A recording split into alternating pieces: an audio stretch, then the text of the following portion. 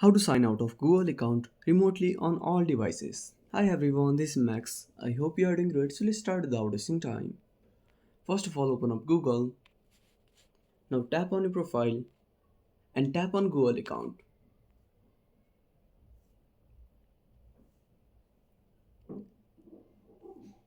Now scroll to the right and tap on security.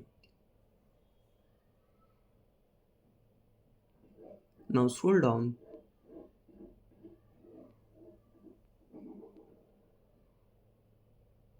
Now tap in. Now tap on manage all devices. Now select the device you want to sign out from. Now tap on sign out. Now click on sign out. And that's it. If you found this video helpful, smash that like button and subscribe our channel for more awesome content. Have a burning question on such topic? Drop down a comment below. This is Max signing off until next time.